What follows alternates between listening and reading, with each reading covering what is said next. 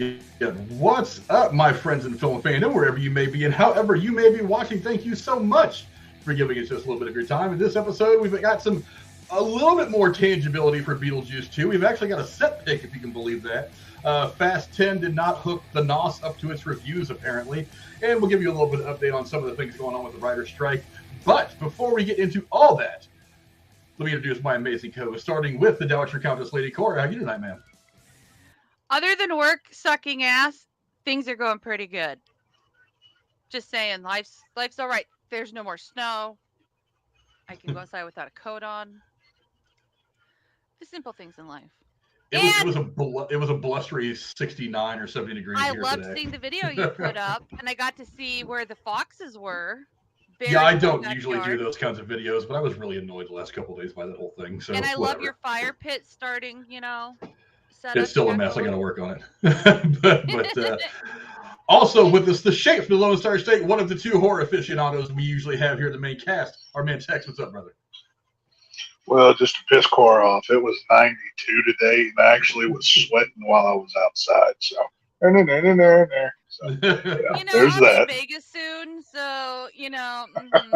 Well, bad once you gamble all your money away, you have to go work at a house. You figure it out. But no, other than that, I'm good. What's up, everybody? I hope y'all are doing well.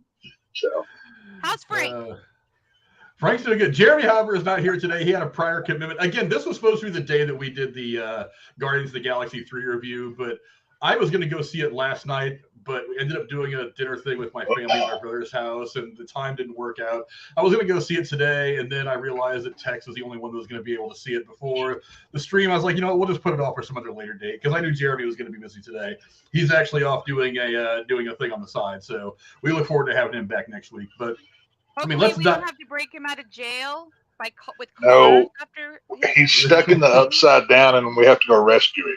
We need to construct a plan and do a whole thing with guitars, and it's going to be a whole elaborate We can't do thing. that. We'll The figure writer's it out. strike. We have to wait.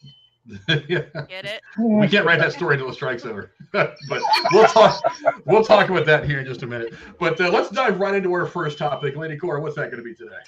Well, the first topic tonight is the 10th installment of the Fast and Furious franchise hits theaters officially today. And the first reviews are, well, not over the moon. Many viewers seem to agree that Jason Momoa steals what is an otherwise dull film. Tex, does hearing this make you want to skip the movie? Hell no. How can you not love a Fast and the Furious film? It's got good-looking women, awesome cars, action, everything that makes a summer movie. This might be one of the greatest summer movie franchises ever. How can you not love this? You don't have to go in and overthink. There's no, plot that's going to get in the way of the good story here. This is what I love about the movies. It's not Oppenheimer. It ain't Shakespeare. It's just fun with, you're launching cars into space. Come on, how can you not enjoy that? At this point, they're going to be driving cars on the moon or something, which, I guess is a possibility. But no, I'm very excited for this movie. I'm very much looking forward to it. Yeah, I actually had, look, as much as I think the Fast and Furious franchise died with Paul Walker, I was watching these trailers and I was like, this could be a lot of fun because Momoa looks badass as a villain. This he's got kind of an evil look to him already. So I was kind of interested in what this was going to look like.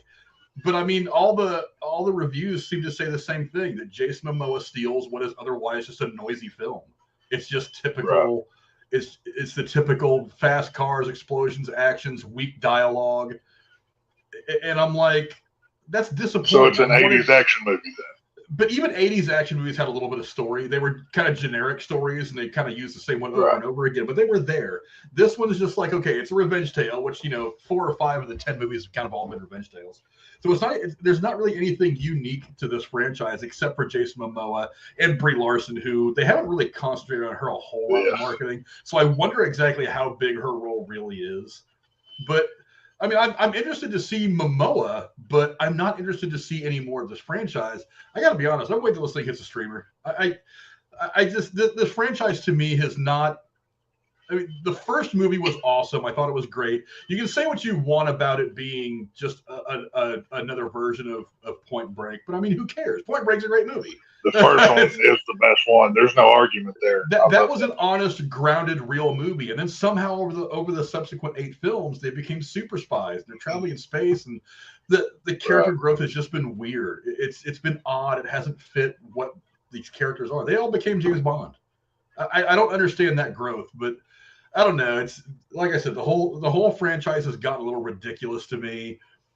I don't mind the actiony stuff because I like the action. I like dangle the keys in front of me and whatever. I'll be amused for a while, but I mean, I'm to the point where I still want some story. He keeps family. We always make that joke. Family. It's what he says in all the movies. Right. He says that like I feel some kind of an emotional connection to these characters, and I don't anymore. I just don't. Like I said, Paul Walker passing away. I think one of the reasons that movie blew up the way it did is because there was a lot of people who were curious as to how the movie was going to end. Were they going to kill Paul Walker's character or what? And then the next movie comes out without Paul Walker, and I think that one was driven by and large by curiosity. They were like, "How are you going to make this movie without Paul Walker?" That was Fast 5, right? Was that 5 or 6? I don't remember. I don't even care at this point. But I mean, a lot of people were kind of curious. How do you do this without Paul Walker? How do you address his death in the movie? How do you address his character? What's going to be the deal? And I think that drove a lot of people to that movie. And then from that point on, it's like the chemistry was off. I mean, sometimes you get these really big things. A lot of it is about chemistry. And without Paul Walker there, it seems a little uneven. Like Paul Walker was the one his character was the one thing that kind of grounded it a little bit more. I feel like that if Paul Walker was still there, we might not have driven a Fiero in space. I feel like he might have been like, well, guys, why don't we keep it? It's one thing to fly a car, but why don't we kind of keep things in the atmosphere? You know what I mean? Because it's getting a little silly. And I feel like that because this has become Vin Diesel's only real vehicle for profitability in Hollywood anymore, that he's just like, I just got to do something bigger and crazier than the last one. And bigger and crazier was just, he did have great success working in a call center as a telemarketer before he became famous. You want to know what? Look, I've told people a lot of times, Vin Diesel can actually act really, really well. I mean, if you what was the one? I mean, the first thing he was in that Spielberg put him in, Saving Private Ryan. It's like that was just a little taste of what he could do. He's done things since then that are actually very good. But then he got really wrapped up in what was it when he did? Jury was one that he did where he plays some like mafia boss who's representing himself in court. And it's a lot of the Knockaround Boys. That's another great movie. It had kind of an action-y thing. He was like Seth Green and a couple other people when he was also on the other side. Triple X franchise too. Yeah, but Triple X was just basically. And don't forget about the one where he plays it's sci-fi-ish and he plays the guy with the goggles. I forget what it's fucking called. He ends up being Pitch Black. Yeah, Chronicles of Riddick and stuff. Fucking fantastic shit. Yeah, that's what's so disappointing is the guy can act. He doesn't seem to want to do any movie that doesn't involve him being in a car and just yelling family a lot. Hey, it's like, how much money has he made saying "I am Groot"? How much money has he made doing that? Yeah, but that's the thing is he's never held that up as like his greatest career accomplishment. That's just something he does so he can have an MCU credit. That's like, I mean, he has the best job in Hollywood. Please give me that job. His primary thing has been Fast and the Furious, and I'm like, dude, if you say you love it this much, be a bit of an auteur about it. Make it a little bit artistic. Give some better dialogue than what you've given. I mean, it's because these movies have gotten stale for me over the last couple. And I gotta admit, I'm not really into seeing this till it hits a streamer. I didn't even see Fast 9 until I think a year or so ago. We were on the way back from Texas on a plane, and I was like, it's on, so I'll watch it. I watched the first half, fell asleep, ended up watching like the rest of the movie like 2 weeks later because it dropped in the streaming service. So to be fair though, these are not, like I said, this isn't Oppenheimer. This isn't Schindler's List. This isn't an artsy film. Films like this, they get. It's kind of similar in a way. It's funny. Did you ever see Suicide Squad from 2016, the original one, not James Gunn's first one? The better one. Yeah, I love that movie, but critics crapped all over it. Oh, there's no story, there's no direction. It was a team up comic book, go kill the bad guy movie. Lots of explosions, lots of action. It's very similar in that vein. And this is one of like Fast X is. It's made for the audience that just wants to go see Vin Diesel will say, "Oh, whoever touches the chicken first has to say the blessing," and family, and go drive a Dodge Charger around space or whatever. But it gets tired after 10 I'm just movies. saying. After 10 movies, you make good points. Well, after 10 movies, though, you want to see some kind of growth. And the only evolution is they've gone from being street criminals that were stealing VHS players or whatever 200 years ago in the first movie. Now all of a sudden, DVD players. Now all of a sudden they're super spies who are flying in space and they're working for the government. Yeah. That doesn't make sense to me, especially considering that you don't explain how it happens. It just happens, and you completely wash over the fact that it does. But look, here's the thing. I've said it 100 times. You never go wrong by adding talent. But it seems like they're trying to hide behind the big flashy names that they get to be in the movie. And you're like, hey, don't worry about the fact that we really have no story to go on. The script was 5 pages long. It's really all explosions. We added Brie Larson and Jason Momoa. Look at this new shot. Look at the keys. Look at the keys. Forget the fact that what's behind the keys sucks. Look at the keys. Look at the keys. And that's kind of what it is. Look at the shiny car with the pretty girl laying on the hood. Don't worry about the story. That's what they're doing. I agree. I say all the time that part of the brilliance behind the Expendables is it doesn't try to be what it's not. But Sylvester Stallone is a really good writer. He doesn't just write these things to be extravagant, action pieces. He actually tries to connect you to the Barney character a little bit. He actually tries to connect you to some of these characters and the situations they're in, just enough to where, like, the explosions and all the accoutrements, all the fluffy sprinkles and the glitter kind of accentuates what he's trying to get you connected with the character. And that's the brilliance of that. And look, because he's not a bad writer at all. I mean, let's face it, the guy wrote Rocky. The guy's written a lot of stuff. I mean, and Stallone, for all of his, muscle-headed stuff, is also a pretty damn good actor himself. So, I mean, there's none of that. There's none of that story magic. There's none of that emotional connection to the characters. Because have you noticed that almost every movie starts out with the same scene? Dominic Toretto pulls up in a car to race, and I'm like, I'm like, okay, now I'm 3 minutes in, and I know I'm getting the same movie that I've gotten 9 times before. And I'm like, only this time I'm not getting it with Brian. I'm not getting it with Paul Walker. I'm not arguing with you that the plot is something to be, that they're going to win Academy Awards for. But these films are very much like the Transformer audience. They're very formulaic films. One is they made one good one and they just replicated it, just changed parts around to make the rest of them.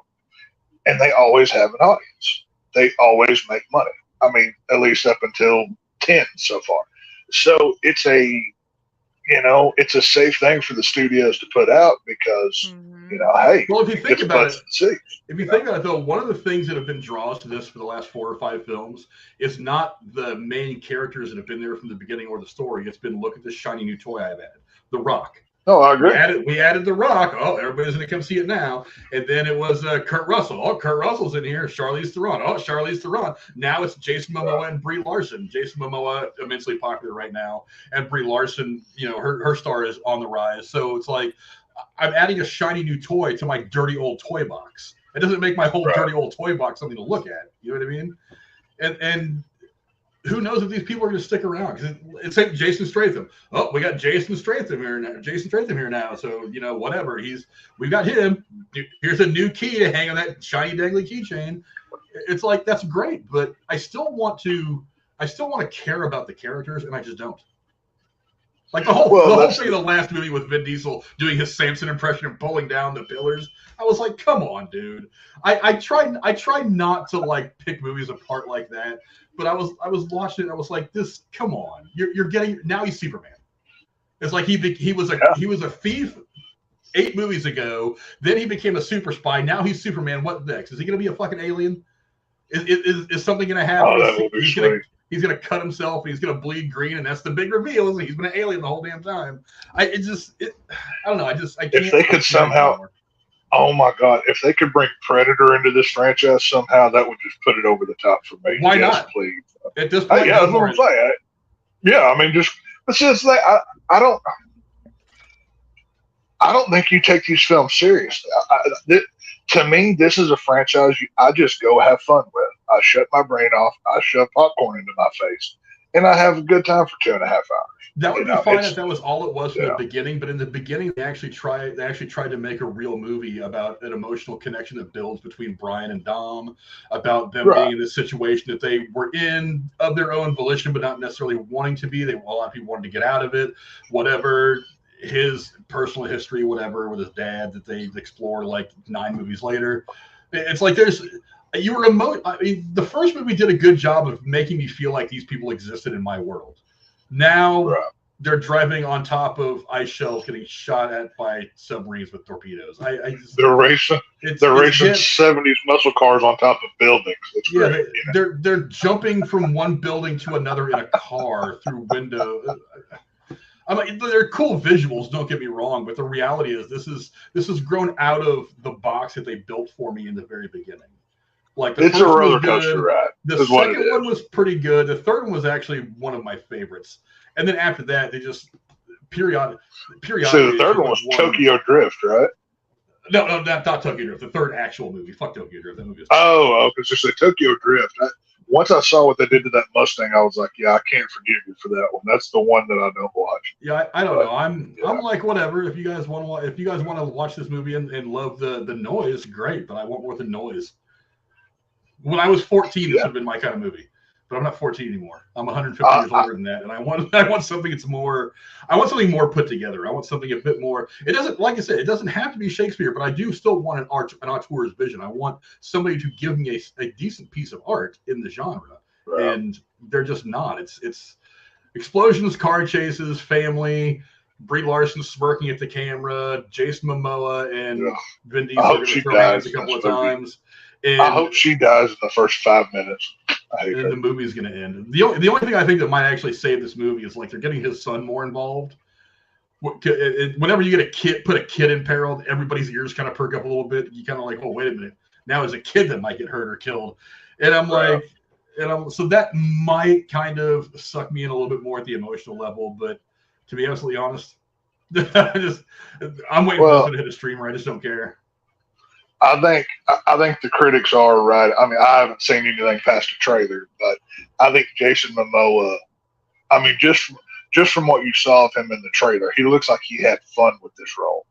And I love a bad guy that has fun while he's doing it. You know, it brings it to another level. And that, I mean, we know what Dom's going to do. We know what, the whole crew is going to be. We've seen it 9 times already.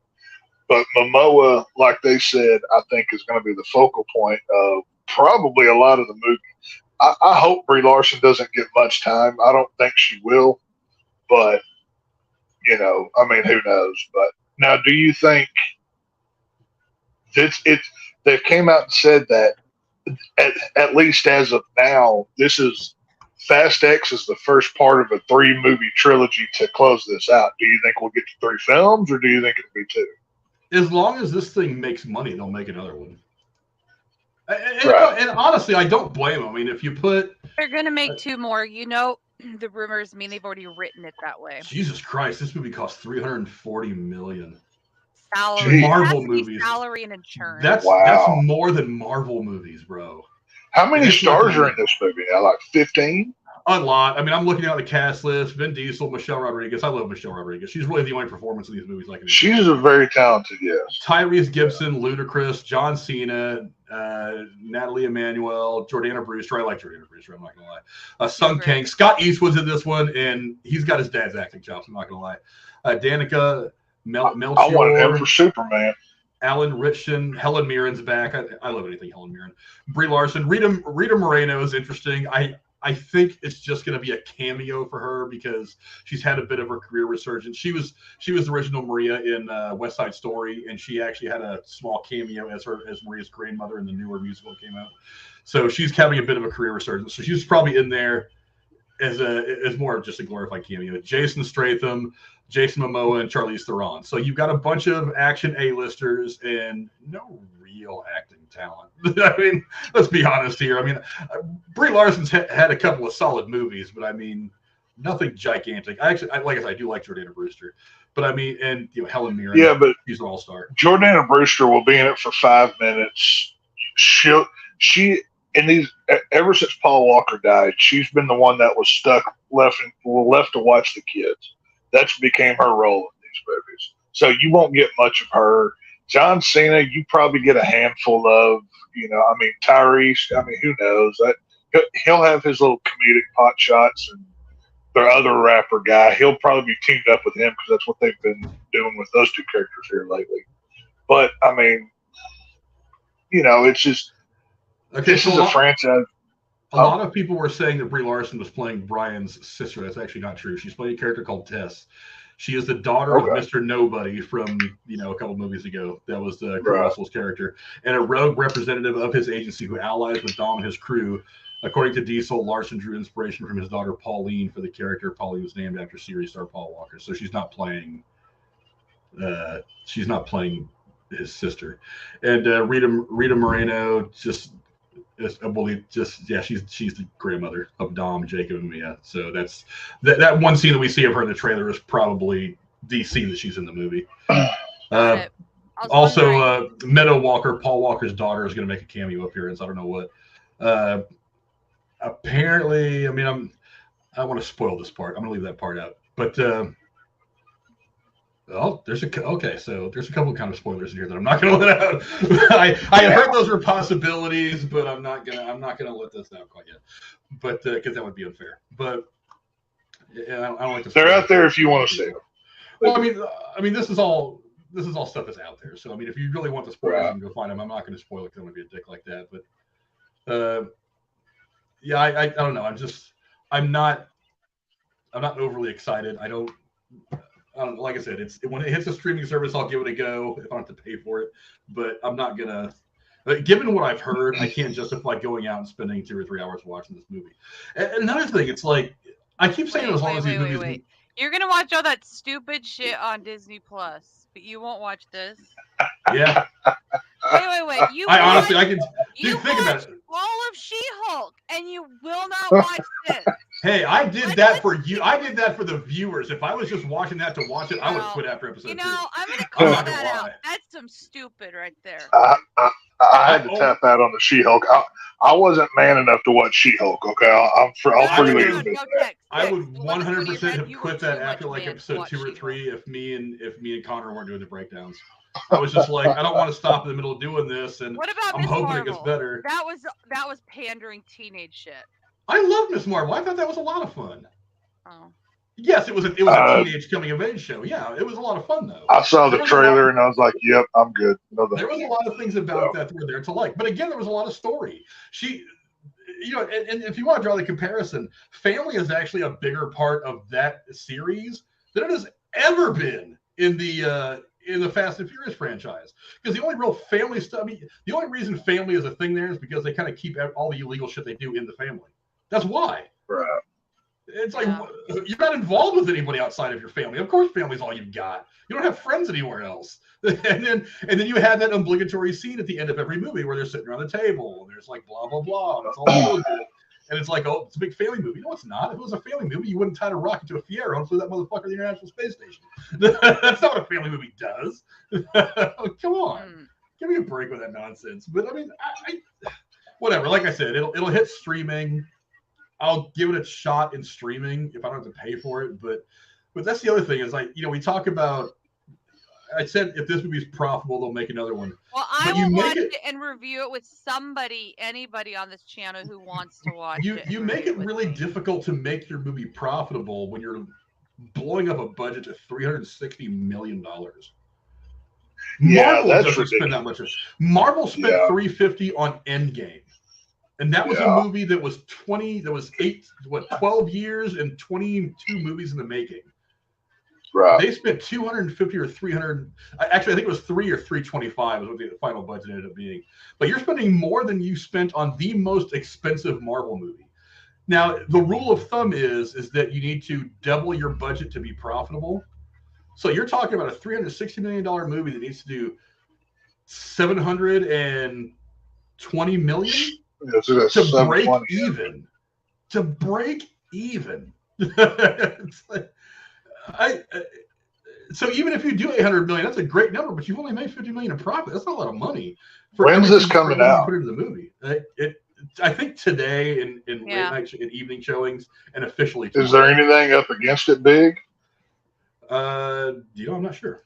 I can check real quick. Let me go look at the release calendar. So I was gonna say, because I mean, I really would have thought they would have released this into the summer once kids were out of school. But well, if there's no competition, some kids are kind of in their last week of school. I know my kids pretty much wrap up tomorrow or like mine are closed. Yeah. So yeah, it'll do its thing. The release calendar. Come on, IMDb. Release calendar. Here we go.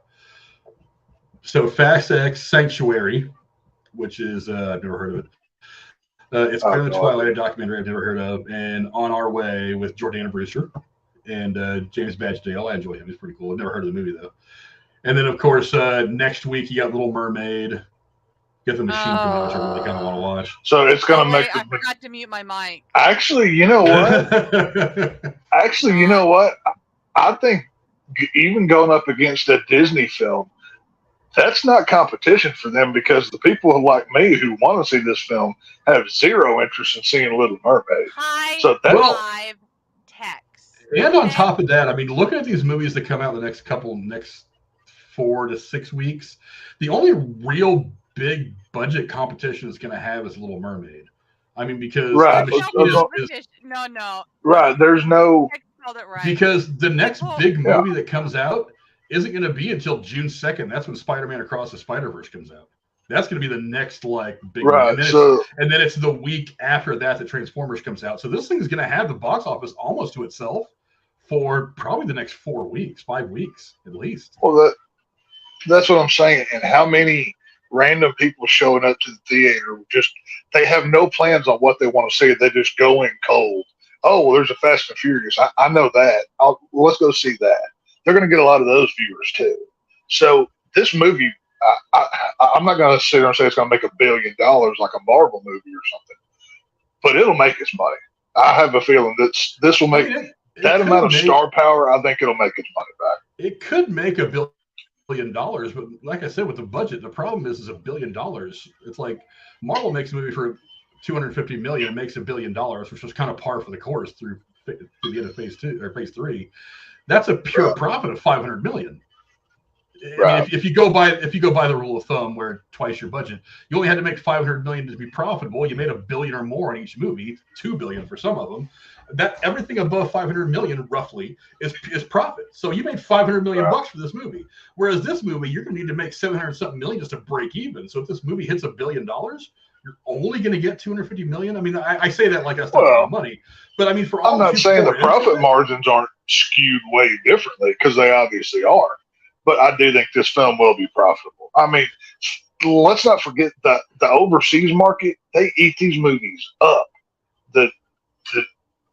I'm assuming it's going to release in China. I mean, you never really know. But if it does, these movies like this make the bulk of their money over there, just like a Transformers does. You know what I mean? So who knows? Yeah, but still, it doesn't matter where you make the money. It's that you're only making so much anyway. Because I think one of these movies has actually broke $1 billion, and I think it was 8. Let me look real quick. I couldn't tell you. Box Office Mojo. I like Box Office Mojo. For a stat junkie like me, it's a great website for movie stuff. Let's see. Derek Hansen's asking, what did the last movie make? That's what I'm looking up right now. And the Furious. I don't know. I know that these movies, like I said, these are popcorn. These are tentpole movies that studios will pump out so they can do their little art house movie that makes $10 million. These are the reason why movies like this get made, because it's a guaranteed. It's almost a guaranteed moneymaker. It's a guaranteed audience. It's no different than any other franchise we've had 15 movies of. It's the same thing. You know what I mean? Where is the damn it? Usually they have this stuff. Well, maybe because I'm looking at the wrong one for Box Office Mojo. I'm looking at Fast 10, which doesn't have any official stats yet. So Cora, I know this is very much in your wheelhouse. Out of all the hunky men in this movie, which one are you going to be leaping out of your chair for the most? I gotta know. Well, none of them do anything for me. You are a filthy liar.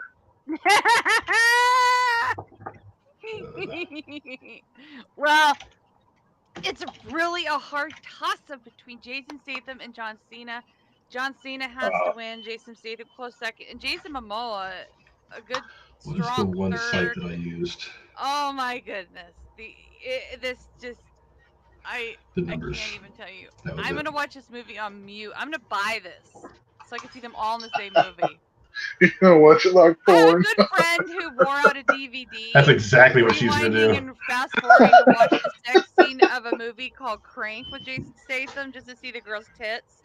So, you know, I'm Hey, not that one is a to talk. tremendous film. That should have been an award-winning film. I don't know what you're talking about. I'm not saying it wasn't. I'm just saying I have a good friend who, you know, did that, broke a DVD. Rewatching it to see that He girl's sounds like a tits. smart guy. I don't know what. I'd like to meet Yeah, that guy. it must be a Texas thing. I don't know. But anyways, I'm telling yeah. you what. Yeah, so yeah, I'm gonna buy this movie. 100%. Well, hopefully you don't get kicked out of the theater for pulling a Pee Wee Herman when you go watch it. So try You not know, to I'm do a that, lady. okay? I can behave So. myself. I can behave We'll myself. find out. I can't wait to see the news reports. Lady Cora arrested for public indecency in movie theater. Oh boy. It's going to be fun. He Really? said it was okay in Texas. It's That's not what I'll lie. say. I will give him your fucking phone number.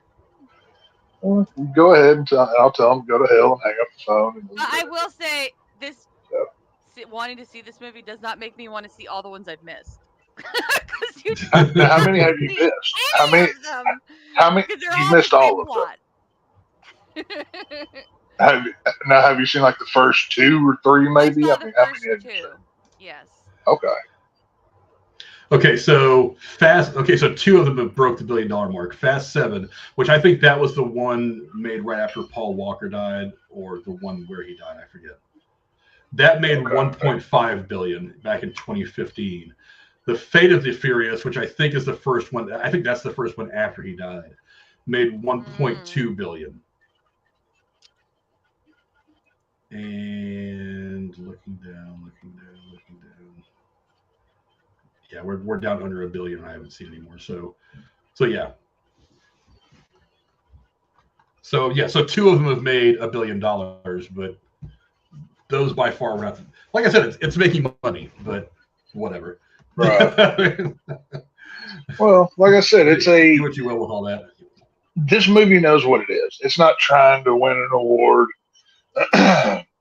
It's going to make a bunch of money, and it'll give Vin Diesel an opportunity to wear a size too small, sleeveless T-shirt, talk about family, and blah blah blah. It is what it is. So, I mean, someone buy Vin Diesel a turtleneck, for Christ's sake. Yeah, somebody buy Vin Diesel maybe a size. Let's get him a Sherpa onesie. I mean, it's almost like he's trying to play the Incredible Hulk without painting himself green. But it is what it is. So. Well, obviously, I care about what you guys think. So go down in the comments below. Let us know if you're excited to see Fast and Furious 10. 10. We're to the X's now. God, you can hear the angst in Frank's voice when he says that. I love it. That makes me. Like I said, I really like the first movie. I'm disappointed that it's grown into some monstrosity of whatever. But I mean, whatever. Rest in peace, Paul Walker. That's all I gotta say. Because you took the franchise with you, as far as I'm concerned. But go down in the comments below. Let us know what you guys think of the trailer and whether you're going to run out and see the movie this weekend. Me? No, I'm not going to do it. Frank, just for that, I think you have to say the blessing for that, for being that rude. Because this family, it matters. Yeah. You need to be the one to say the blessing here tonight. Okay. Well, I haven't said this in a long time. Text, and I've never said this to Frank directly, but for watching She-Hulk all the way through, Ms. Marvel, and not wanting to see this. Bad touch, Frank. Hey, Ms. Marvel was good. Wow. Like I said, I went past episode 2 or 3 of She-Hulk for you guys. It feels so odd to be on the other side of a bad touch. That's weird. If I was just watching it to watch it, I'd have been like, nope, I'm not doing it. But no, I couldn't. But anyway, go down in the comments below. Let us know what you guys think. Lady Cora, what's the next topic we'll be going into tonight? Besides Frank being stupid. With no easy end to the writers' strike in sight, the studios that make the films and shows we love to watch are facing an even darker storm on the horizon. The Screen Actors Guild is about to be scheduling a vote on a possible strike of their own, And the Directors Guild of America contract also is coming up this winter. Studios have already postponed or canceled several projects. Frank, do you see things getting better or even worse in Hollywood? And I have to ask you, do you think all these crazy fans of Stranger Things are going to do a petition? I think they probably will because they're crazy fans. But what I also think is that you skipped one of the stories, and we'll get back to that one in just a second. But this is interesting to me because as much as I like the product that they put out, the TV shows, the films, and whatnot, I've said for a long time now that Hollywood is a terrible place run by terrible people, and it's kind of a necessity that we put aside what we know about how these people operate and still go to a movie and not want to swallow a little bit of vomit while we're watching it. But it's about time. I mean, like I like the fact that the writers are holding strong. I really, really do. I agree with most of what they're saying. I also think it's absolutely hilarious that Hollywood's finding themselves in a position where they're going to have to fight a war, not just on one front, maybe not even on two fronts, but maybe by the end of the year on three fronts, that you've pissed off literally everybody you need to make a movie. The writers, the actors, the directors, and all of them are going to be trying to take a bite out of your ass at some point in the next maybe 8 or 10 months. I think it's hilarious. Here's what I think is probably going to happen. Is they're probably going to come off a little bit more of what the writers want than what they want to, because they know they're starting this directors thing down. They know they're pissing off a few directors right now because directors want to start doing some stuff to at least keep productions rolling at some kind of pace. But studios are by and large saying, no, don't do that because whatever our reasons are. So directors get kind of pissed off because they're like, well, we've got time limitations to some of the stuff that we do. We schedule this 8 or 9 months out for a project, and we're going to take a month off, and we have another project scheduled. So when you screw that schedule up, it costs a lot of people a lot of money.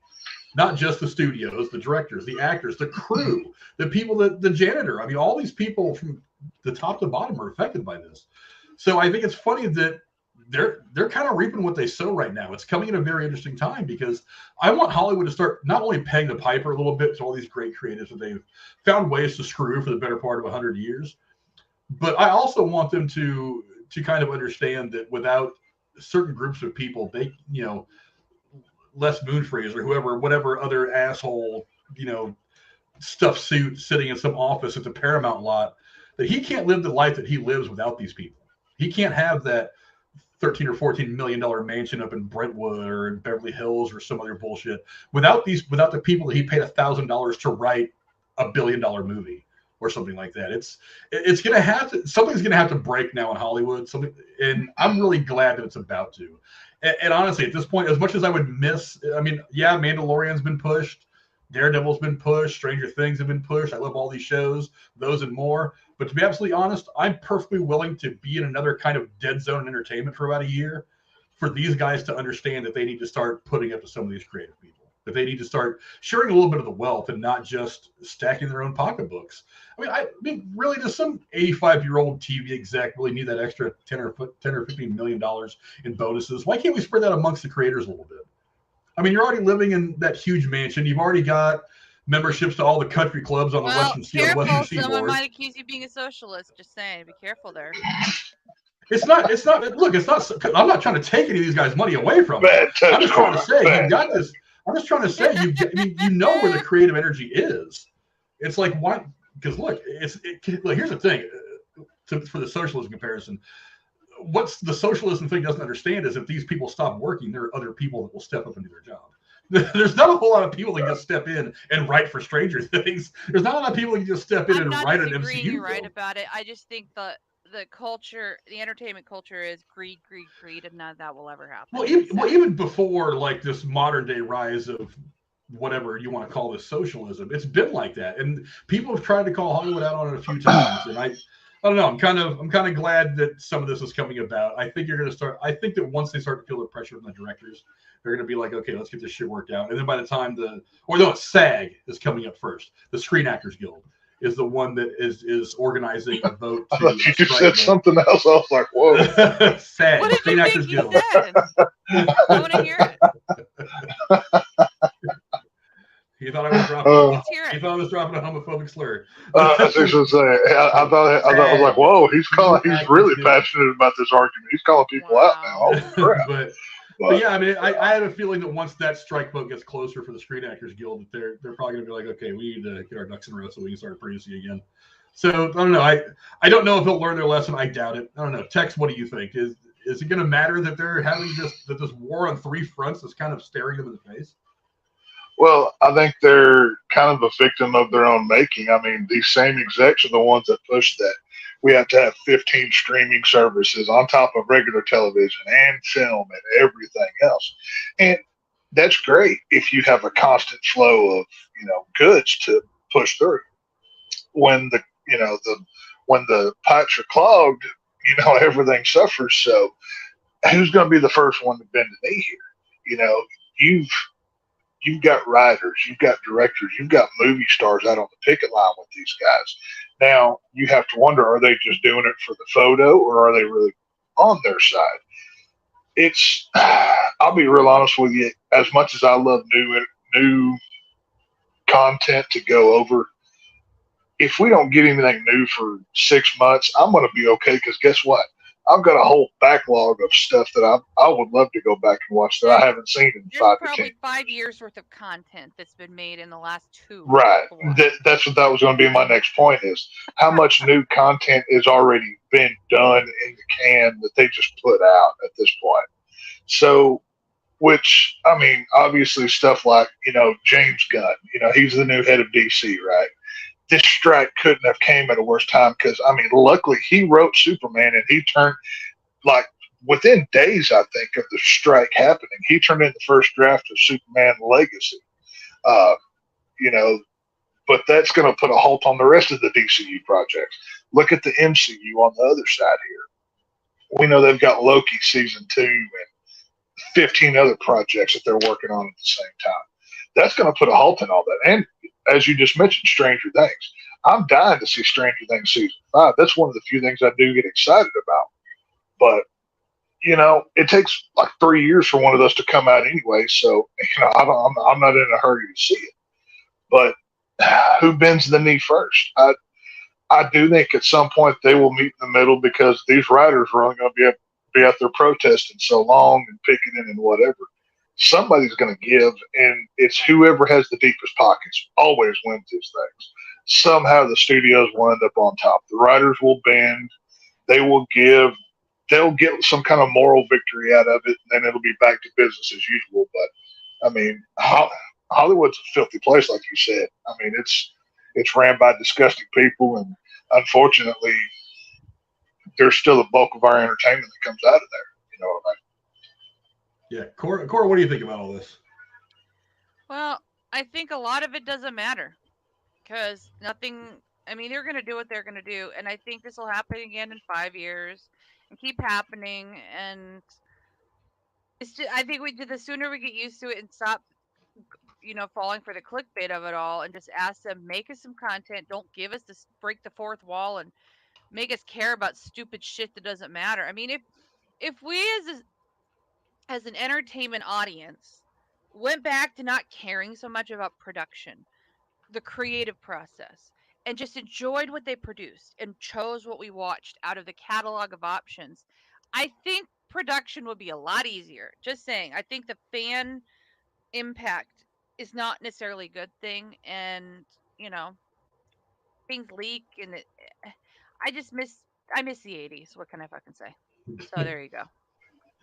You mean the days when all you got was a poster and maybe a write-up in Fangoria about what a movie was coming out, and that's all you got till it was released? Or something in Teen Vogue. Yes, I'm old enough for that. And maybe an interview on Entertainment Tonight, which was around then. Or, I don't know, that's when Cannes Film Festival and all these other, events were really important. And now we have things like, the cons, and, there's like one con for every, idea someone's had in their head. Just saying. And I don't know. I just think what's the word? Like the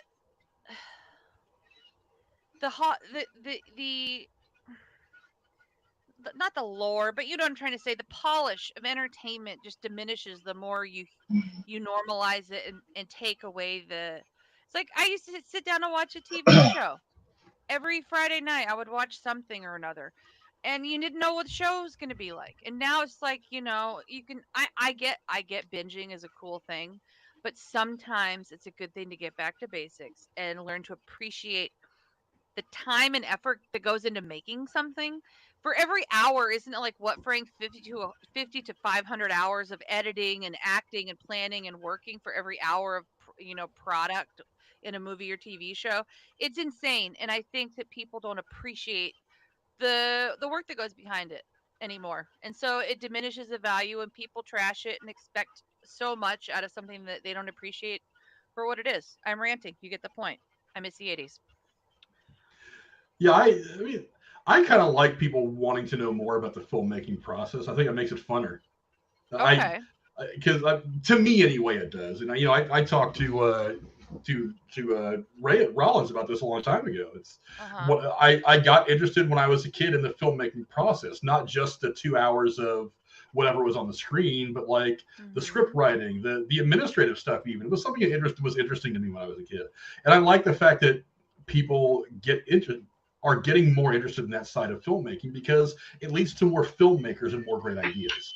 That's one of the reasons why I get so aggravated when people were like, oh, it's all the same shit Hollywood, sequels and remakes. Well, you're not paying attention to the release calendar then, if that's what you think, because there's all kinds of shit coming out that is an original idea from a young filmmaker. You're seeing independent filmmakers grow. You're seeing small budget films start to actually take over a lot of the theater space, which is nice.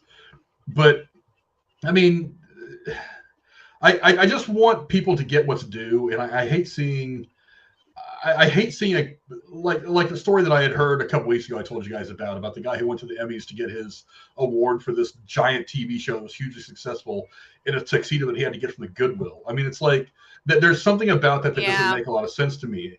And while there are some things on the writer's side that I don't entirely agree with, there a lot of times we need to understand that this is where the creative process really starts. Without these steps, people like George Clooney or whatever your favorite TV or movie actor it may be, they can't go out there and read the lines unless somebody who puts a lot of time into writing that line. I mean, I talk a lot about the diner scene from Heat with Pacino and De Niro. Somebody wrote that stuff.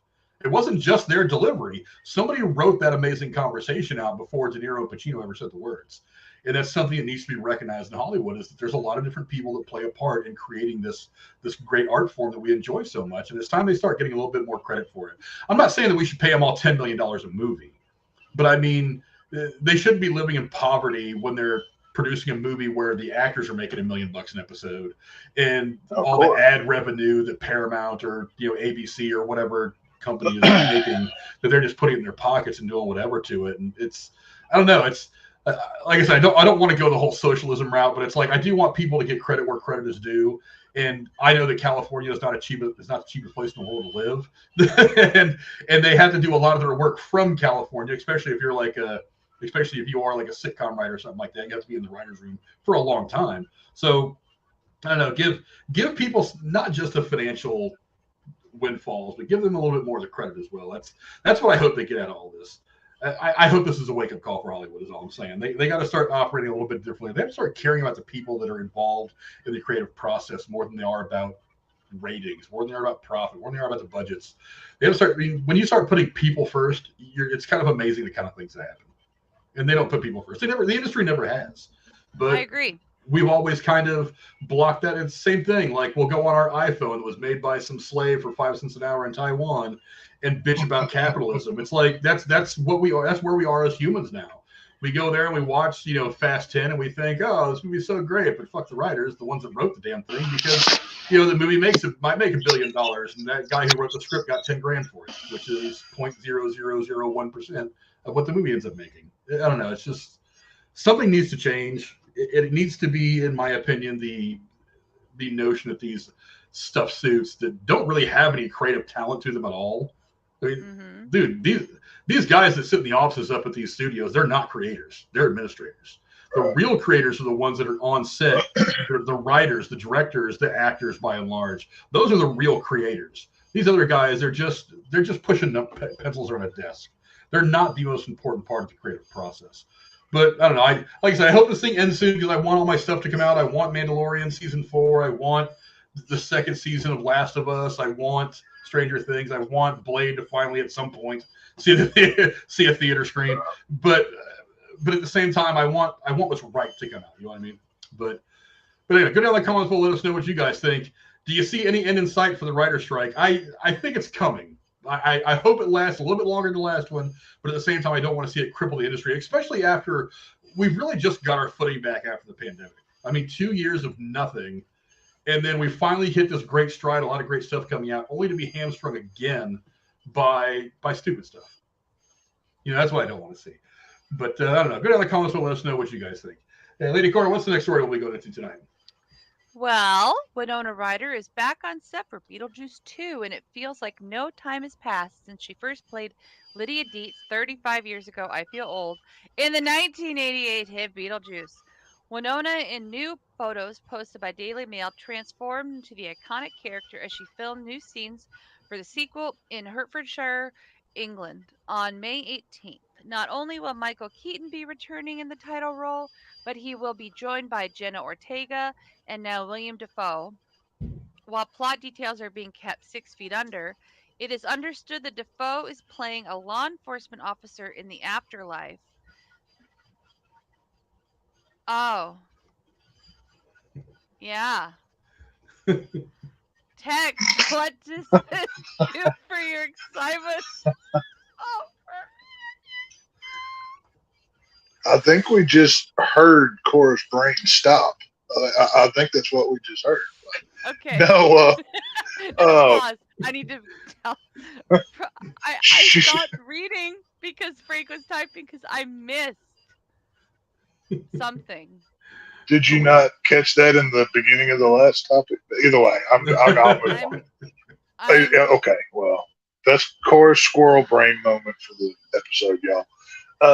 I'm sorry, Frank. I had a really long day at work and my brain's half dead. I'm so sorry.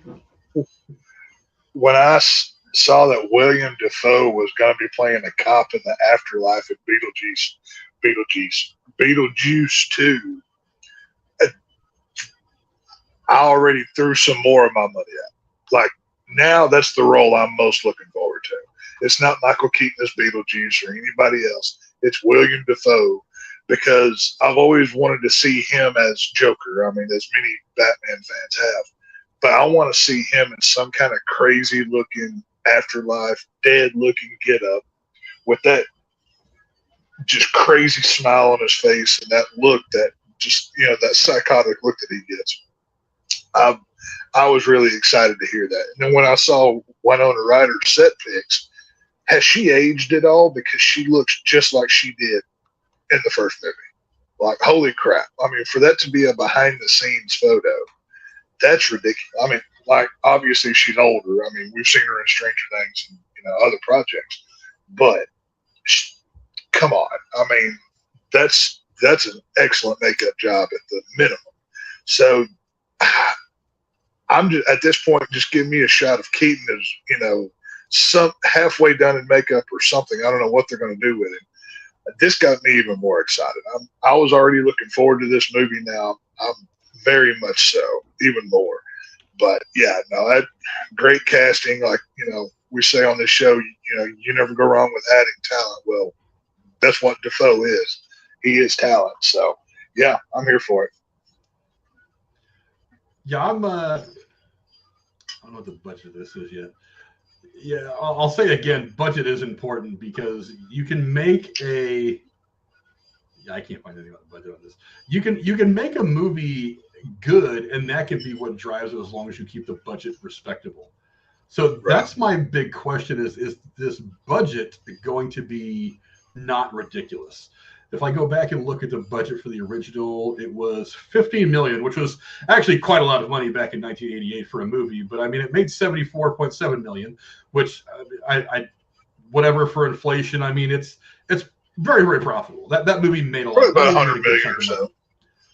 Yeah, that movie made a good chunk of money. But there's two things about this. Number one is you're returning a lot of cool, important people. Obviously, Michael Keaton. Catherine O'Hara is actually coming back to play Delia Dietz. You're adding people like Jenna Ortega and Willem Dafoe. That's great. And Monica Bellucci, who is herself a great actor. But it needs to do a couple of things for me. It needs to expand upon the lore that we've already got from the first movie in an appropriate way. And it needs to, again, show some growth for the character. Here's my problem. She looks exactly like she looks in the original film, which is visually is not bad, but I don't want to see her a 51-year-old version of 16-year-old Lydia Dietz. I want to see some kind of different part of her character that has become because of her experiences from the first film. Do you think it's fan service? Fan service is not always a bad thing. Fan service is not always a bad thing. I mean, like Avengers Endgame, like 60% of that movie was fan service, but it was great fan service. Yeah. But at the same time, I want to see some fan service, and I admit that look is great fan service. But I also want to see her just not playing 16-year-old Lydia Dietz again. I mean, that's what you've got Jenna Ortega for, apparently, is that she's gonna be the goth, fucking dark character who's contemplating suicide or whatever. They probably won't put that in the that's a tough guys. But it's actually a dark movie if you go back and watch it. I don't want to see her like her little gothic, whiny, emo bullshit in a 51-year-old body. I'm like, look, the draw is obviously going to be Michael Keaton. I'm already starting to wonder if maybe it would have been better for the film if they just had Beetlejuice deal with a whole new group of people, and then maybe you had Lydia Dietz in a cameo or something like that. Because like she could be the one that rolls in the third act and been like, I've dealt with this asshole before, you got to do this, and then she kind of is the savior that comes in and saves Beetlejuice from marrying some other 16-year-old girl and becoming whatever, however it went in the first movie. I feel like it would have been better and fresher then, because if I just deal with another 2 hours of Lydia Dietz being emo, I'm gonna be like, It's like, Michael Keaton can go up there and say what he says and be like, nice fucking model. And he can give us one liner. Stranger Things, she goes and saves somebody in an afterworld. What's that? Isn't that what she does in Stranger Things? She goes and saves somebody in an afterworld? She doesn't. The only person she saved, she went and saved Hopper from Russia. Okay, my bad. So it's not just copy. And she's not one of the main. Well, she's one of the main characters, but the focus of that show is very much the kids. Hell, in season 1, she was the frantic mother that just screamed the whole season. That was her entire role that season. Oh. So. She doesn't become kind of a hero of the series till maybe season 2. So season 4. Season 3 or 4, she becomes a little bit more of a badass. Definitely last year where she goes to Russia and breaks Hopper out of prison. That was pretty badass. Right. But I don't want to see her just wander around being gothic Lydia Dietz again for 2 hours. Because especially if we're assuming anyway that that's exactly what we're going to get out of Jenna Ortega. So now I got to see it twice in the same movie when I already got this 35 years ago. Hey, maybe they'll do like you said last week and have Jenna Ortega be a smiley, blonde-headed, rainbow clothes wearing chick. I think that dichotomy of playing against Lydia makes a lot more. It's funner. It makes a lot more sense because you can't say that it's a mother and a daughter. The generational gap between a mother and a daughter, if they're basically just playing a carbon copy of one another, you can't sell the generational gap if she's just Lydia Jr. So she's got to have something significantly different about her that we've already gotten from Lydia. That's why I say it would make more sense and it'd be funner to see her be more of a bubbly kind of high school girl. Or cosplayer who plays like it's the 1860s or something. Yeah, it's like let her be like a cheerleader or something. Like, don't make her like overly bubbly. Just make her like a cheerleader, like a high school volleyball player or something like that. I mean, make her a normal kid to play off of this weird gothic Lydia Dietz person. So that would be fun. But I mean, if that's all we're getting is we're getting 2 different versions of Lydia Dietz, I'm like, I just hope that Michael Keaton kills it again and that he basically carries the entire film. Because that's what I was going to say was maybe because when I first saw these pictures, I thought, is this a flashback photo? Because she does look, exact to what she did in the first one, but she's in a modern car, but she's in a modern vehicle though. I can't tell you what the exact make of that is, but some sort of hybrid looking, little modern car or whatever. But I mean, was it CG that made her look young for a photo, or was it actual? No, maybe she looked that photo actual on camera. That photo was like from somebody's cell phone or something. But I mean, that's how that one leaked out. So that's not a production still. So I mean, I don't know what they're going to do with Jenna Ortega and everything else. I mean, that's yet to be seen. But I think they mainly had her look like this. I think Corey's right on the money with the whole fan service thing. Was we're going to give you something familiar while we give you something different going forward. Like, you remember this, right? And I mean, now that begs the question: what does Michael Keaton's Beetlejuice look like? Is he going to be a carbon copy? I mean, correct me if I'm wrong, but in the first movie, we didn't see him in that white, black striped suit but for like 5 to 10 minutes of that whole movie, right? Wasn't that the wedding suit at the end? I think so, yeah. So do we get, because when you think of Beetlejuice or you see any merchandise, that's what he's in, even though he was barely in that outfit. But do we get more of that? Is it kind of like in the new Munchers movie, how Herman wasn't wearing the traditional suit, but he was wearing something very similar. It reminded you of it. I mean, what are they going to do with Michael Keaton's Beetlejuice here to play off of this Lydia role? Because, those were, right there with one another. So I don't know what they're going to do. Like I said, what William Dafoe looks like and what he does in this movie, that has me interested more than anything. But I wish Gina Davis was coming back. I mean, maybe maybe. CGI thing? But they can't bring back Alec Baldwin. After everything that with that Rust stuff and everything else, they couldn't bring him back. Yeah, well, so I guess and on top of that, you got to remember the two characters that Baldwin and Gina Davis played in the original movie died in the movie. Right. So they can't look aged. So you would have to de-age them significantly. Well, Alec Baldwin for sure. Gina Davis still looked pretty good. You wouldn't have to do as much work to her. But Alec Baldwin himself, you have to de-age him significantly, do some really crazy CGI shit to make it look like he hasn't aged today. Because I would assume that if you're a ghost haunting this house, wherever the hell it takes place at, that you're not going to age. And on top of that, Alec Baldwin's in the middle of, finishing filming on Rust right now. Say what you will about that. So, and they're filming this in London right now. So, and on top of that, Alec Baldwin is Alec Baldwin. He's got a little bit of baggage to him right now. So, I'm okay with them not being in the movie. Like I said, them not being in the movie would work better for me. Having Beetlejuice deal with a whole new group of people that have stumbled across his curse or whatever, and Lydia is the one that comes in later on in the movie and kind of saves them from making. Couldn't they have done what you're suggesting and have her just do a cameo at the end? Like for fan service. Possible. Who, Alec Baldwin? No, Gina Davis. Winona Ryder. Oh, they could have, but they're not. She's. Well, look, her and Michael Keaton both. And look, and make no mistake, I've said it already. This is why this movie is getting made. Both Winona Ryder and Michael Keaton are going through a big-time career resurgence right now. Obviously, Winona Ryder's with Stranger Things, and Michael Keaton has done several movies the last 5 or 6 years have been phenomenal. And so that's why this movie is getting made, because they're tremendously popular. If you'd have made this and both of them were on the outs, there's no way they'd have greenlit this movie. With the same cast, with the same directors, with the same creative people, there's no way they'd have greenlit this thing. But, oh, wait a minute. These two guys just wrote the Wednesday series, and it was really, really popular. Okay, we'll let them write it.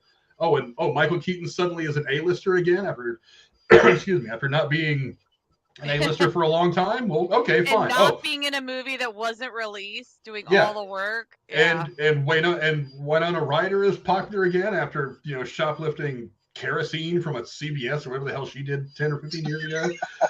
Now she's popular again because she's the mother on Stranger Things. Oh, okay, well, now that those things are working out, we'll go ahead and greenlight this movie. Because let's face it, from the moment the first movie got released, they were talking sequel, and we're just now filming it. They've been talking about this thing for literally decades. There was a reason why they didn't make it. Now they're like, oh, wait a minute, we can capitalize on the newfound fame of these two primary actors. Okay, we'll go ahead and make it now. Because let's face it, Tim Burton's not a draw. Sorry. Everybody hates. I know a lot of Tim Burton fans out there that shit on me every time I say it. But he's hit or misses. I don't know. He's not great. I'm with you 100%. He's not. I'm not a huge Tim Burton guy, but he's also riding high with that Wednesday show on Netflix. So he's back on top for the time being right now as well. So, I mean, I do agree completely. He's hit or miss. I mean, like I said, Planet of the Apes. That's all that needs to be said. But, you know, who knows? The one thing that I really question the most about this movie is, if you've seen the first one, you know Beetlejuice couldn't say his own name. That's the whole thing, right? What creative ways do they come up with in this film, you know, with the different spellings to get people to say it? You know, he can't come out and say, you know, that's within the story, obviously. The writers will come up with that. I'm curious to see that in the movie. How is that done? The star power is already there. That is what it is. But I hope this isn't like what's the movie with Jim Carrey? Lake creation that isn't real. Dumb and Dumber 2. That was a sequel that everybody wanted for a long time. Yeah. But it came out too late and it bombed. I don't want this one to do that because Beetlejuice is a fun movie. It's one it was one that I watched over and over as a kid. I want this one to be good. So, I mean, fingers crossed it will be. I want it to be as zany and dark and wacky as possible, you know. So I hope they deliver. Me too. Yeah, I want it to be good. I want it to be fun, but I have creative concerns. I mean, and yes, you're right. Tim Burton, you know, off the success of Wednesday, he's kind of hot right now. And then of course Michael Keaton, Winona Ryder, whatever, and you're going back to, you know, Kathleen O'Hara and all that stuff. So I don't know. It's like I said, I got Lydia Dietz in the first movie. I don't want Lydia Dietz ×2 in this one. I don't know. I need to see some kind of trailer. What's that? Do you think the trailer could be quite telling about what direction they're taking?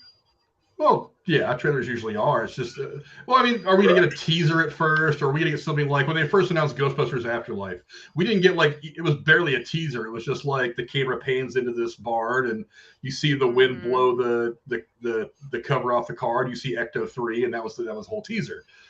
I mean, it didn't tell us anything about the movie except for maybe where it was going to be placed in, but I mean, maybe it'll be something like that. I don't know. I hope not, because I recently rewatched Ghostbusters Afterlife.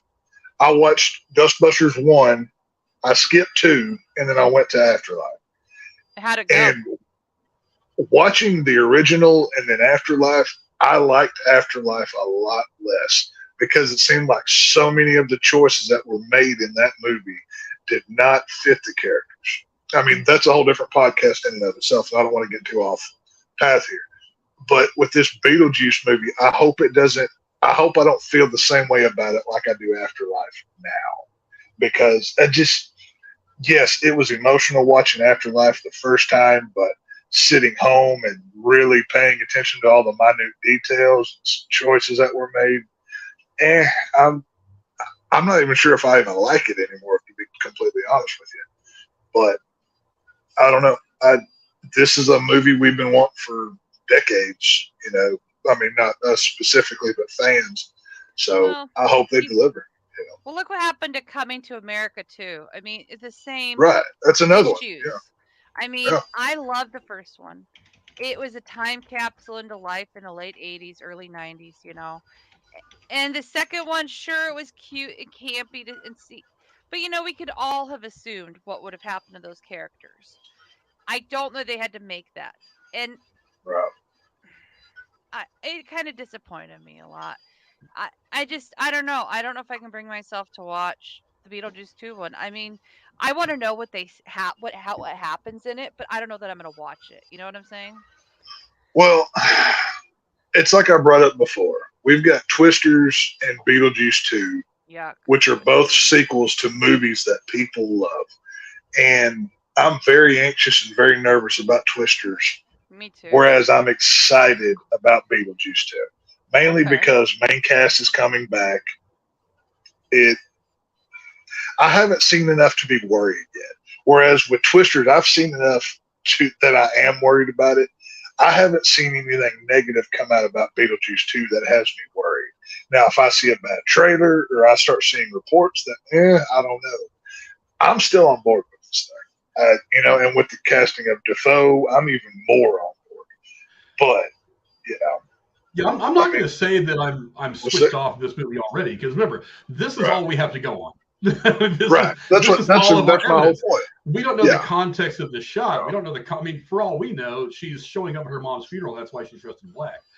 But but I mean, one of the fun things about the characters in the original Beetlejuice is there was this gigantic divide between Delia Dietz and Lydia Dietz in the first film.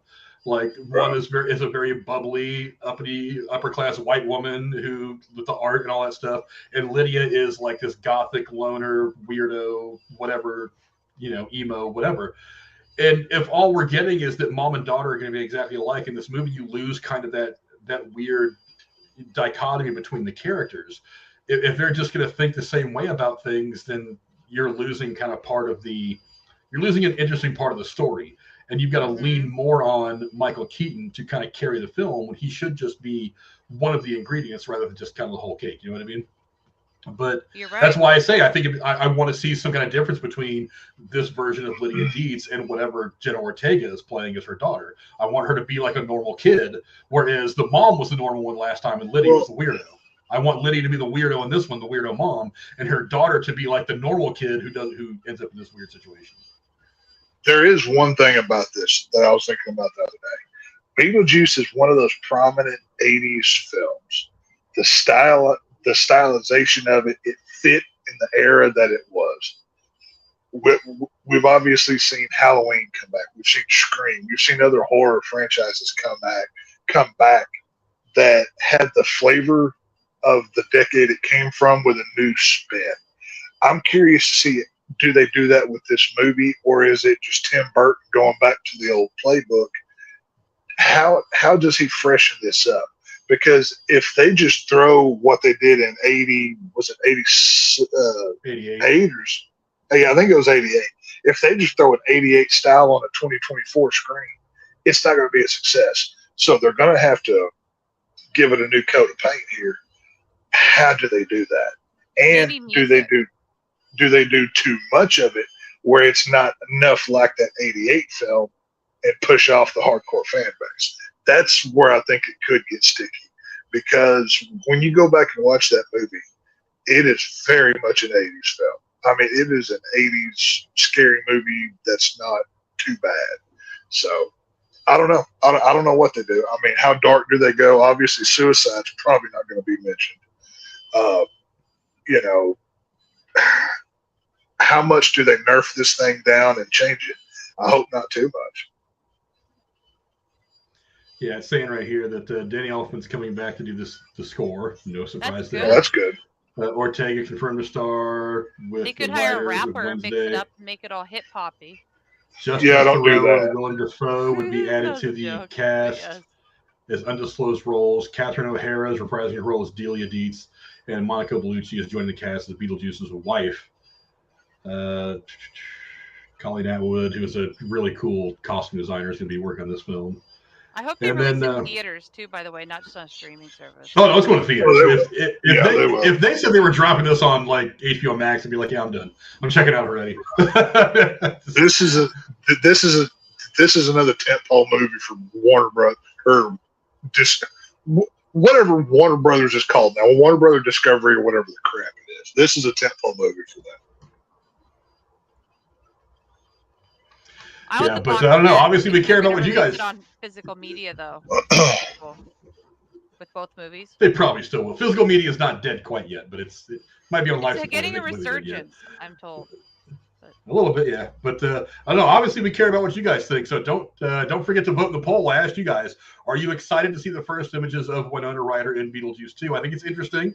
I think it's kind of what we expected to see. She is playing Lydia Dietz after all. She looks just like her after all these years. I think she does still look very, very good. But, are you more excited? Go vote in the poll. I'll leave that up until the end of the show. And also, don't forget to go down in the comments and let us know what you guys think of adding Willem Dafoe, an Oscar-level actor who I think can have a lot of fun in this. If he's like a dead bounty hunter chasing down Beetlejuice, that's got comedy gold written all over it. Doesn't that sound like the R.I.P.D. movie? A little bit? Kind of, but better. Yes, I was going to say, this isn't Ryan Reynolds doing it. This is William Dafoe doing it. There's a big as much as I love Ryan Reynolds, everybody shits the bed every now and again. That was just Ryan Reynolds' turn. But yeah, go down the comments. Jeff Bridges was not good in that movie. Yeah. Let us know what you guys think about Beetlejuice 2, and apparently it's already filming in London. So I don't know. Wow. I'm still about 50-50 on whether this would be actually hits the screens, but we'll see. Go down the comments and let us know what you guys think. Hey, Lady Cora, what's the next topic we'll be going into tonight? Well, because I care about doing it right, and I fucked it up already twice. What was supposed to be the second topic, which is now the fourth, thank you, Cora, is this. I'm sorry. Josh Hutcherson is in over his head in the first teaser for Blumhouse's movie adaptation of horror video game Five Nights at Freddy's. The film follows the same storyline as the game, originally created by Scott Cawthon, which sees a troubled security guard played by Hutcherson begin working at Freddy Fazbear's Pizza, a dark take on Chuck E. Cheese, which, by the way, was scary in itself.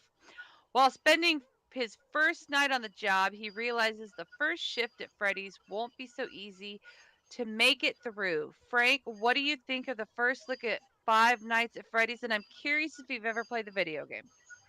I have never, ever played the video game. I am not at all versed in Five Nights at Freddy's. My youngest son likes it. He thinks it's fun. Jeremy, obviously, he's talked about it a lot already. Exactly. As the rumors came out that they were actually going to make this into some kind of a film.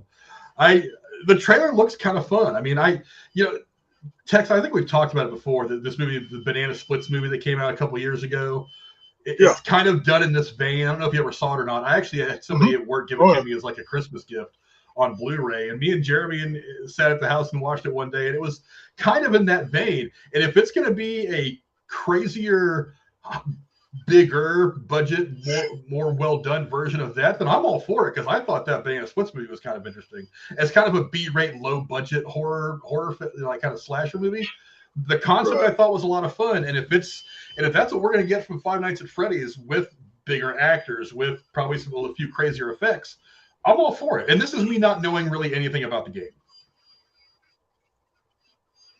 All I know is something about serial killers linking their souls to these things, like the doll in that Chucky movie.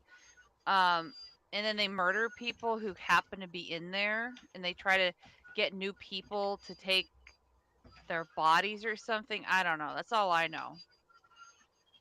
Well, the lore is Jeremy's deal. I've studied up on it, but it was some time before, and I guess that knowledge escaped out my ear whenever I was asleep. It happens. But just when you watch this trailer, it looks like not just Banana Splits, but the Nick Cage movie, Willy's Wonderland. Did you ever see that one? No, I haven't yet. It's very similar on one of the streaming services. Yeah, that's what I've heard. Yeah, it's very similar to that. It's just watch that trailer. I mean, when they're going into Freddy Fazbear's, it's got that creepy 80s, 90s Chuck E. Cheese vibe to it, but it's even worse. My favorite part of this trailer was the training video for the pizza place that played over You're it. You're going to have a How great cool time is as that? a new employee, as a security guard. Oh, Why yeah. are you making this video? Like, what? I mean, they took something that it's just you work here now. Here's the training video, and they overlaid it to where it was very foreboding, very eerie. It was the scariest part about it wasn't scary, and then you get to see. I mean, Stu's in this movie. Come on, how can you not love Stu when you see him sitting there at that desk? You've got Stu. Come on, man. I'm excited for this. This is one I've been excited about. I want to know why maybe it's a stupid question, but a Jeremy question, but why is the rundown pizza place that's not even business anymore need a security guard? Why not just put all the shit in a warehouse and lock the door? Because the movie needs it. 6 inside the movie. Movie's got to happen. Well, okay. There is decades worth of lore within this Five Nights at Freddy's stuff. There is multiple games. There's stories.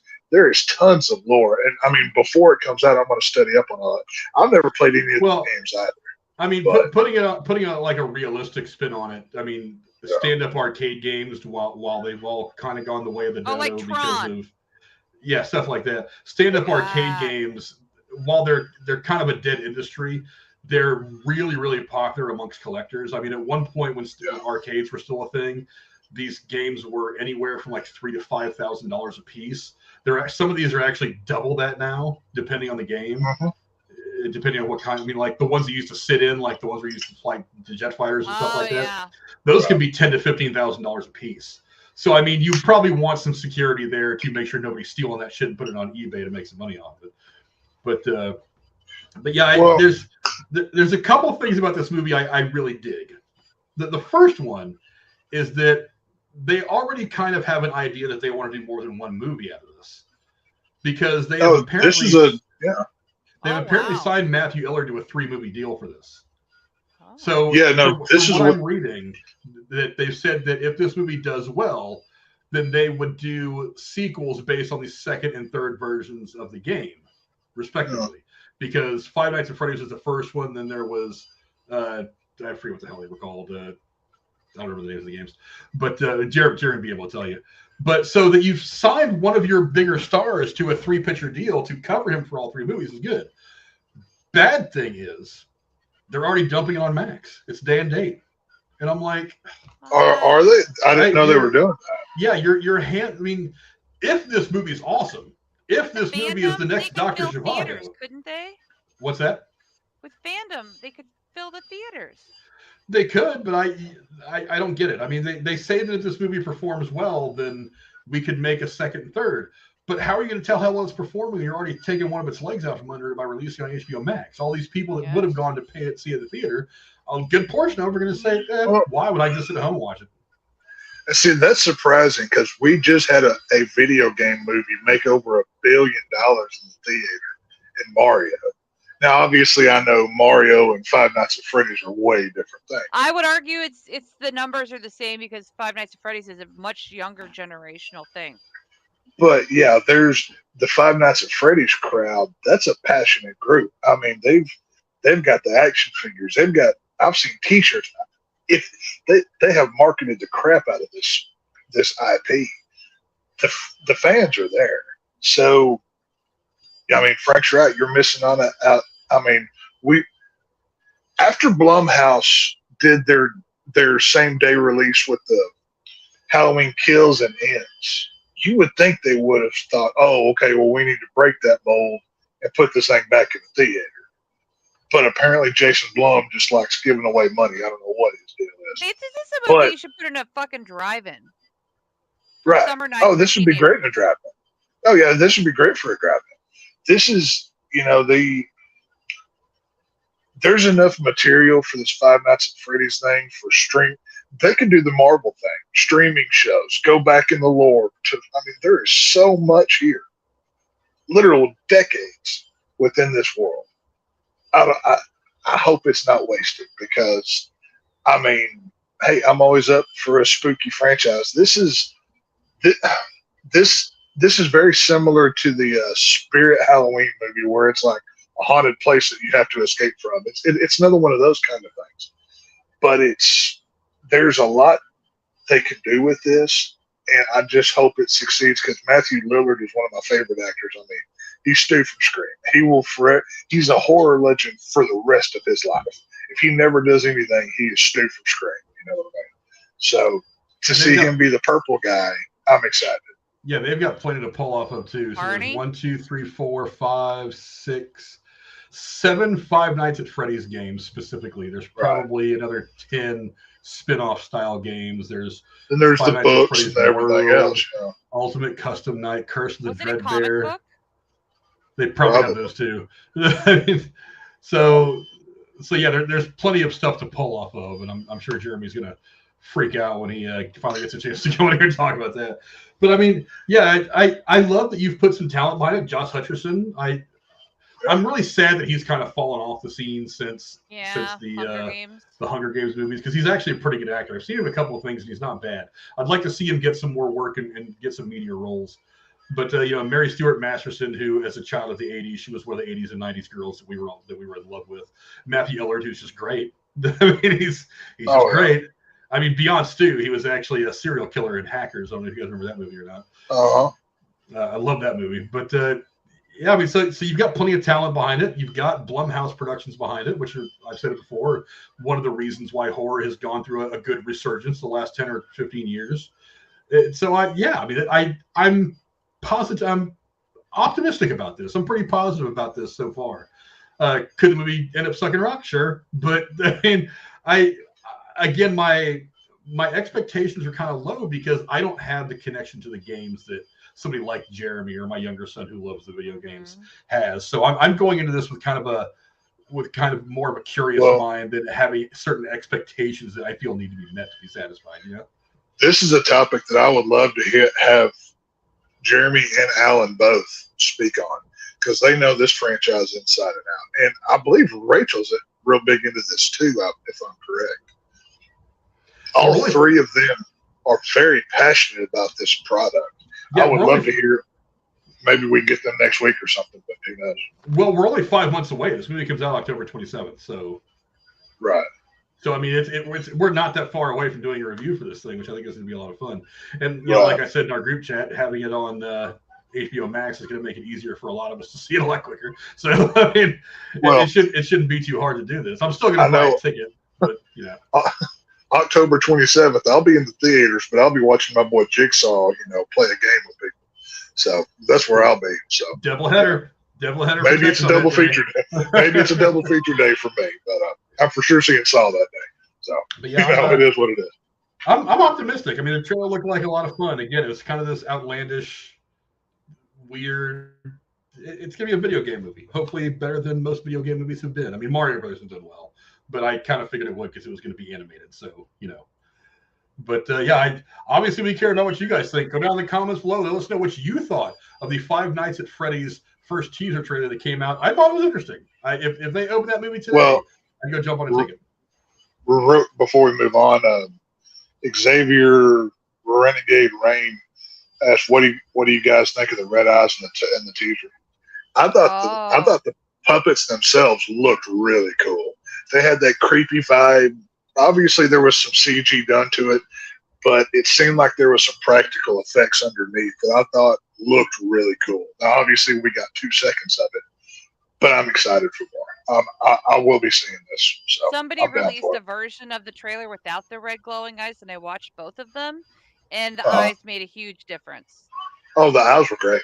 The eyes. Yeah. It's probably a little intimidating either way. I mean, red eyes, darkness. They're not making a sound. When you've got that part for me.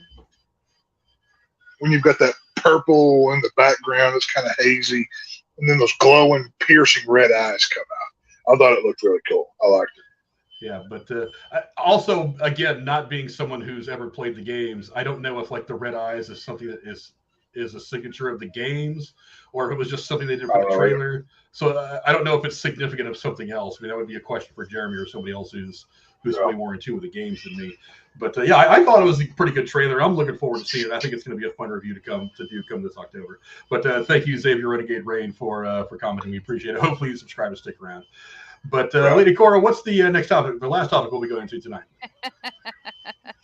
You would think if I fucked order up that I would have put this first. So that tells you it was not intentional. Okay? All right. So, the show that Tex and I watch and do a secret podcast about because he's too embarrassed to let y'all know about it. 3 Ways from Sunday. Bad touch. 3 Ways from Sunday. The Bachelor is getting a spin-off for the senior set after more than 20 years of fostering young love on The Bachelor. I would call it stupid young love. The Bachelor, The Bachelorette, and Bachelor in Paradise. The Golden Bachelor showcases a whole new kind of love story, one for the golden years. ABC said Tuesday in a press release announcing the upcoming reality series. According to the press release, one hopeless romantic will be given a second chance at love in the search for a partner with whom to share the sunset years of life. But here's a catch. They're in their 60s. That's not really that old. But whatever. Frank, will you be tuning into The Golden Bachelor? Because Tex and I will for our podcast. Nope. Not even a little. Look, it's kind of sad, really. I don't. Look, I think the idea of The Bachelor is kind of sad to begin with. because A, you're making a spectacle out of somebody's inability to find a partner, which is kind of a big deal. I mean, finding someone to love is big in life. I mean, it's one of the two major things we're built to do as humans is to eat and have a partner, procreate, whatever you want to call it. But it's like all these, one of the things I don't like about reality shows is they're not there. You don't do them for the purpose of winning them. You do them for exposure. That's all these people do them for. Most of the girls who go to The Bachelor have PR people and that's what I'm saying. They're not there. They're not there to find love. They're there to have something else to tack onto their resume or to attach to their face shots when they go to auditions in LA. So it's like the premise of these shows are phony and fake to begin with, and then you're gonna take these people who maybe don't have those aspirations of being actors or being the next big thing or whatever, when they've already dealt with life. They've already given most of what they can give to life. And you're going to make a spectacle of them by parading their old geriatric asses around. And hey, here's another geriatric old person. These are going to be very fit, handsome, beautiful people who are in their 50s and 60s. These are not going to be actual people who are like. That's what I'm saying. It's going to be phony. That's the 0.2% of the elderly population above the age of like 55 or 60. So you're not even getting like authentic people who are in their golden years. You're getting actors. You're getting phonies. It's like it's going to be a guy, by the way. I don't care. And someone was speculating there's going to be some rich retired, like an older Elon Musk, basically, who's got a ton of money, who has a trainer and a dietitian, and he looks like he's 45, and they're going to stick a 30-year-old in there just for drama. It's going to be a shit show. And it's frankly going to be offensive to people who consider themselves in their golden years, because maybe the silver years? I mean, bronze years? Not golden. No. I don't know. All I know is it's sad. I don't know why we're engaging in this spectacle of parading these people and what should be like the last part of their prime years. Maybe elderly's a bit strong when I talk about these people, but I mean, these are people that have built careers. They've raised kids. They've put other families. Parts of them have gone into their other families that are out there in the world. They're progeny, and now we're going to parade them around like a bunch of dancing monkeys. And how do you get around the things about The Bachelor? The girls run around in bikinis. The Bachelor has shower scenes. Are they going to do that stuff? I mean, are they going to have 56-year-old women in bikinis? Or are they going to have a 60-year-old man doing? If they do, they should be shot in the head. I can see the romance now. They're in a hot tub, which isn't too hot because once you get to a certain age, you can't handle all that heat. But it's too hot with their wine glasses full of. I don't know what the fuck the old people drink. Miralax, I don't Miralax know. Or whatever. All the whole arm twist and drink thing. It's like, come on, there's no way for this not to look stupid and ridiculous. Oh, it's already stupid. The name. Ensure. That's what I was thinking of. Ensure. They're gonna make a joke about dipping him in gold. That's coming. There's gonna be some stupid date skit where they paint each other in gold paint because of the Golden Bachelor. And the thing is, are they going to make a golden shower joke too? I mean, come on. I mean, how bad is the only way this is entertaining? This is reality TV. They have no soul. They'll do whatever it takes. I mean, can't you wait to watch their romantic late night dinner at 4:30 in the afternoon? Isn't that going to be great to watch? Because they have to be in bed by 6. I mean, can't you wait for this show? I mean, what about the money angle? Because here's the thing. A lot of the young people want to get married. People in their 50s and 60s, whether it's Social Security or exes who give them alimony, what if they can't get married because finances? Are they just going to, go buy a house together? For one, whoever ends up being the last one standing at the end of this thing isn't guaranteed to get married anyway. I mean, you watch the show as well as me. How many of these couples actually get married? They're not ever going to get married because of their social. What's the over/under on how many of them use walkers on this show? I'm putting it at 5 right now. None at all. They'll probably bring in the Bachelor's 80-year-old mother, and she's the kind of people you want to see on the show, and she's going to be the one, No. I could make this show work, but the whole show is going to have to take place inside of like some state-run nursing home. That's the Or only way this show's going to work. Or Denny's. Oh, of course, They the love Denny's are like a Luby's. Like here in Texas, it's Luby's. But yeah, you know, it's a. Who's this for? I mean, advertisers. It's for Cora. You're gonna see. Okay. You're gonna see like prescription drug companies advertising for this, and like I don't know, 55 and over vacation places. I don't know, Cadillac.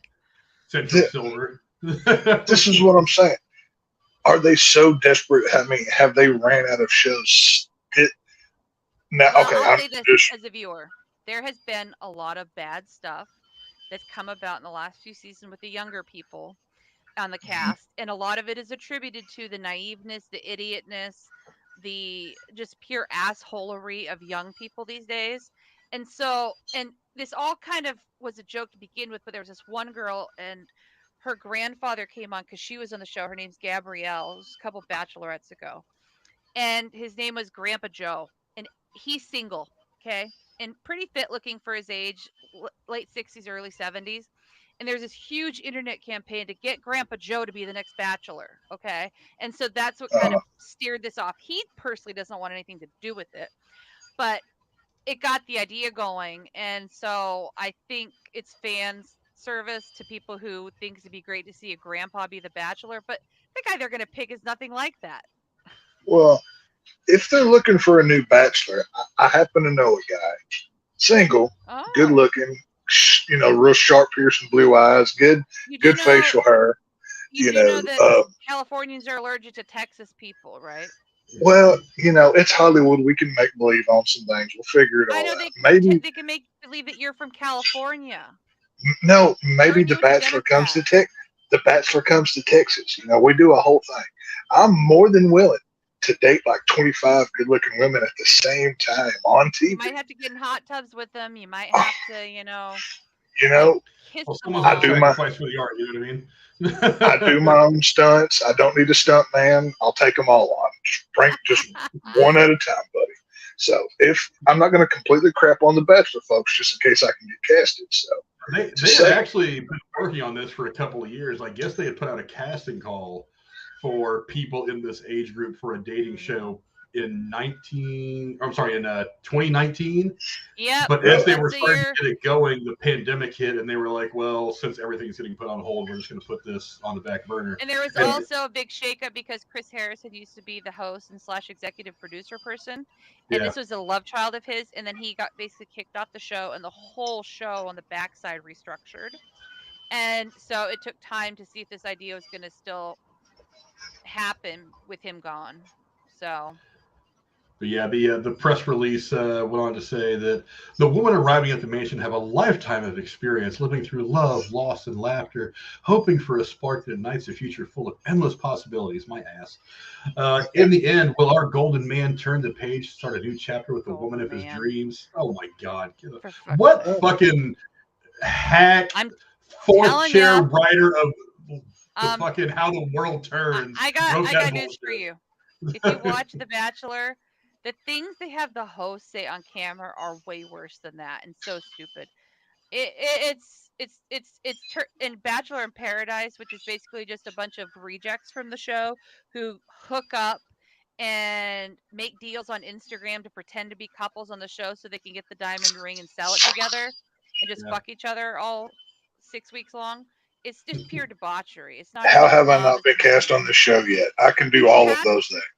You have to be a reject on The Bachelor first before you can be eligible to go to Paradise. I'm willing to. Hey, if that's what it takes, I'll take my lumps. I mean, I'm fine. Well, if you're interested, Tex, didn't I don't remember what channel makes it, but there's like Farmer Wants a Wife. I think just got renewed for like season 3 or some shit like that. I saw an episode of that. The Alaska guys go down to California trying to find women. Yeah, I saw an episode of that a few weeks ago. I was waiting for the Simpsons to come on, and this was right after NASCAR that they ran this Farmer Wants a Wife show, and it was basically The Bachelor but cowboy version or whatever. Did you find one? I don't know. There was a bunch of nameless, good-looking chicks. I don't know who they were, but I was watching it on mute. I was just Well, some had nice hair, and some I would have kicked out immediately. But I do have taste, so Yeah. it is what it is. But I tell Golden Bachelor, come on. I mean, how are they even going to be able to get into the hot tub with all those bad hips? They can't get up that high. They're gonna have 40-year-old women there, okay? 40 to 50-year-old women with a bachelor who's probably gonna be exactly 59 years old. So he's technically over 55, but not 60. This year, it's not a hot tub scene. Have y'all seen them tubs that have the doors that open and you walk into and get fully clothed? That's what they're going to have. The walk-in tubs for people who have mobility issues. Oh my God. Yeah, they'll have walk-in tubs, and they'll be like hold hands on each other's walkers and canes and whatnot. God. It'll be great. I can hear some of the dirty talk on this show right now. Like you get from the Bachelor, be like, "Will you loofah my stretch marks?" Oh my gosh! Can you go get my prescription? Can you cash my security check? How many episodes until one of the women says to him, I can take my teeth out right. They're going to use that line as well. So get you a gummer. That is terrible, but so fucked up. This is reality television. They have no soul. They are the worst of Hollywood. They don't care. So, just saying. Be like, oh, baby, it's a sign. I can read my name in your varicose veins. Glasses. I can't read the instructions on how to open this condom. I think spider veins are sexy. Oh, what? I honestly, I more anticipate the second season of She-Hulk when I do the show. Yeah, at least there'll be one or two jokes in there that I can laugh at over the course of a season. This one, I would just feel sad to watch. I would rather nail my balls to a step stool than watch this show. That's how much I want to watch this. Wow. Yeah. Crazy Blade Hit Us was the one that we all should have remembered. I've fallen and I can't get up.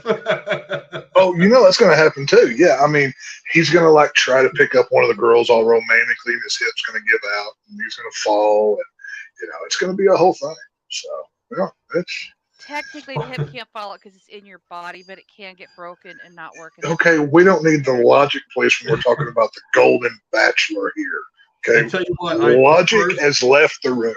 The first commercial break, I'm calling this right now. This show's sponsored by Viagra. I don't know if ABC lets them do that, but if they either Viagra, they'd be missing a huge marketing opportunity if they didn't. About Viagra and other sexual related products can be advertised on the major networks. There's going to be a hymns spot in every commercial break.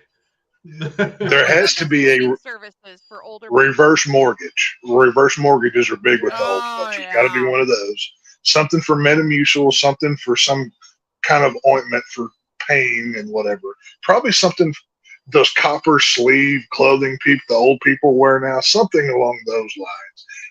The product placement's going to be great this year. Buying gold bars for investment purposes. Oh yeah, gold bars. Yeah, these coins, they only made 5,000. Get yours now. Yeah. This is just a bad idea. Who wants this? I'll tell you why it's not a bad idea. Because people still watch this shit. I do. X does. We have a podcast about it.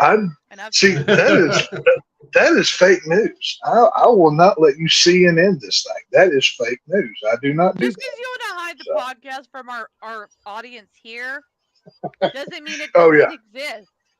And what's the name of that podcast? Go ahead and drop it for folks so they can find it. Then they would find out about it. You cannot talk about Fight Club. Hello. Once again, rather nail my balls to a step stool than watch this show. Just for clarification. But he does, and he loves it. We laugh about it, the whole thing. He cries on all the finales.